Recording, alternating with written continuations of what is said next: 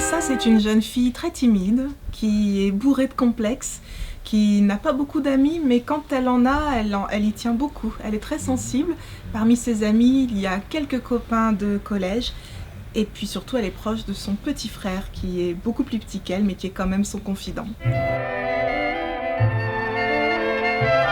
Le thème vraiment que j'ai voulu aborder avec ce roman jeunesse, c'est le sentiment de culpabilité. Parce qu'elle est habitée par ce sentiment, qui d'ailleurs peut tout à fait être partagé par les adultes, on y est tous confrontés, enfants comme adultes, et elle va devoir faire avec ça, parce qu'elle a fait une grosse bêtise, dont elle ne sait pas vraiment quelles ont été les conséquences, mais elles ont pu être graves, elle en a parlé à personne. Qu'est-ce qu'on fait avec ça, quand on a ce poids sur la conscience? Est-ce que justement on en parle à ses amis, on en parle à ses parents, à son petit frère, on garde ça pour soi? Voilà, elle va devoir se débattre, donc c'était ça vraiment le thème central. Pourquoi j'écris ce journal? Les cauchemars sont encore revenus. Ça fait 4 ans maintenant que j'en ai, presque toutes les nuits. Peut-être que ce journal va me soulager. Peut-être qu'écrire la grosse bêtise que j'ai faite la fera diminuer un peu dans ma tête. Maintenant que j'ai 12 ans, je pense que je peux revenir en arrière et tout écrire.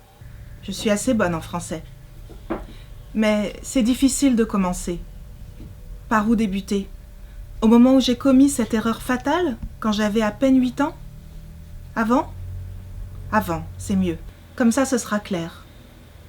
En écrivant, ce qui est arrivé deviendra juste une histoire avec un sens et, je l'espère, une fin.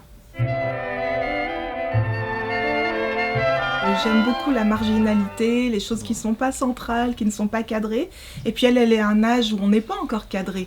Elle évolue et peut-être que les maisons et les quartiers dans lesquels elle se déplace sont à l'image de sa psyché, de sa psychologie qui est en construction, avec ses hauts, ses bas, ses côtés sombres, ses côtés plus lumineux. Donc elle traverse tout ça.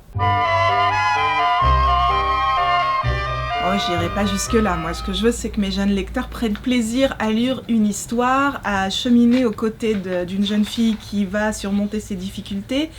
Après, il y a un arrière-plan qui est celui-là parce que ses parents sont originaires de Mayotte. Elle-même, elle est née en France, donc elle n'a pas de lien direct. Mais voilà, je trouvais ça intéressant de faire une petite allusion à ça, sans que ce soit central dans le roman. Après, si les lecteurs se disent « Tiens, c'est quoi Mayotte? À quoi ça ressemble ?» c'est gagné. Je dirais qu'elle a franchi un pas, parce qu'elle a pu surmonter, par des voies que je ne vais pas dévoiler, mais elle a réussi à surmonter en partie sa culpabilité et l'épreuve qu'elle a traversée. Mais est-ce que ça ne va pas lui laisser des marques? Et pas seulement qu'à elle, à d'autres personnes qui étaient impliquées. Il y a un petit garçon qui a quand même souffert de choses qu'elle a faites. Lui, qu'est-ce qu'il va devenir? Comment il a vécu ça?